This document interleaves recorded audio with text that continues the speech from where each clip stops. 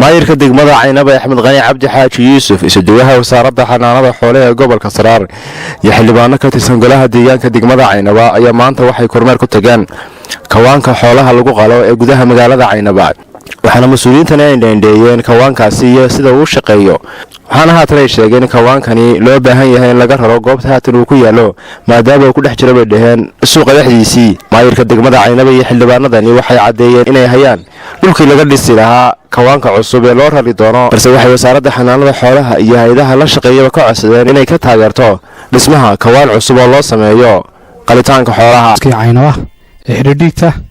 halkan oo aad aragtaan waa xidhiidhigtii Caynaba weeyaan waa halkii ugu weyneyd mana marka la saa loo eego degmadan iyo xidhiidhigtan isma leeka oo aad bay u yar tahay mana baahiyo badan ma dabooli karto nadaafad xumana aad bay uga muuqataa oo iyo xidhiidhi meesha dhulka xidhiidhi ku ah iyo dadkii barakacayaasha ee xooluhu dadkii rimiga ee xooluhu ka soo xaroodeen oo halkii iyaguna degay oo iyaguna ku dhow marka caafimaad ahaanna ma wanaagsana waa meel aad uga muuqato aad dareemi kartid in aan meel halisa xagga caafimaadka oo aan bini'aadamku ku ag noolaan karayn oo dadkina aad ugu dhow yahay waa meeshii hilibka lagu qali jiray markii hore meesha markeedii horeba waxay ahayd DDG baa dhistay DRC baa dhistay oo dowladda ku caawisay waxqabadkii DRC waxaa loo dhisay qorshihii ay ku talagashay marka hore waa xoolo yar buu ahaa qasatan arigu ahaa maalintii waxaa loogu talagalay in 10 neef lagu qalo waad aragtaan waxa weeyaan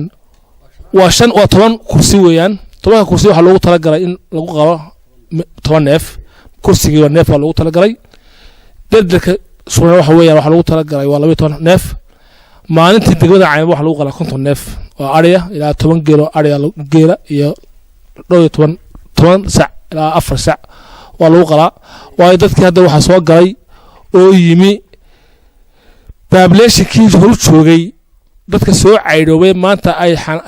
meeshan hay'adaha ka mareen waa 2,800 qoys baa ka xiga xagga bariga hadda halkani waxa weeye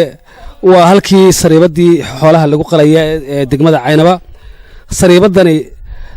marka la eego laba waxyaalood oo baaba soo food saaray horta marka hore waxa weeye sariibadani marka hore geela iyo ariga iyo looda toon lagu wada qali karin 10 neef oo loogu tala galay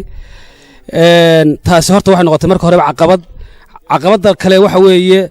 dadkii oo si lama filaana dadkii xoolo ka baxeen oo si lama filaana meeshii u degay oo aragtaan iminka kumaankum qoys ayaa waxay u jiraan iminka waxa weeye 20 mitir taasina waxay keenaysaa caafimaad xumo maadaama population ka inta lagu meesha yimi saaka maanta waxaan joognaa sariibadii xoolaha lagu qali jiray sariibadaas oo aad aragtaan intay leeg tahay yaraanta oo lagu qalo ariga markii hore dhulkan wuxuu ahaa banaan cad banaanka waxa lagu qali jiray geelana banaanka lagu qali jiray halkan laguma qale geelana banaanka lagu qali jiray marka hadeerna markii barakacayaashu yimaadeen abaartii bahsanatimi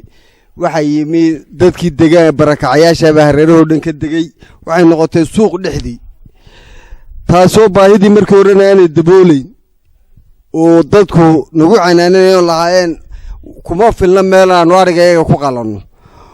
maanta ay noqotay magaalo dhexdeed ceelkii biyuhuna ka guray oo markaa baara badan dhaceen ceelashii oo dhan gureen waxay noqotay laga maarmaan inaan u qaylino wasaaradda xanaanada xoolaha si ay nooga caawiso in la dhiso sariibad ku filan deegaanka oo geela iyo arigaba lagu qali karo oo aan u hayno dhulkii iyo meeshii biyaha lahayd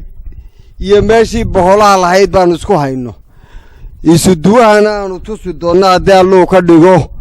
miidiyahana aanu ka sii dayn doonno oo aanu si nadaafad xumada halkan ka taagan ee magaalada dhexdeedii adeer waa magaalada bartankeedii jaamac boodacade warbaahinta qaranka Soomaaliland Caynaba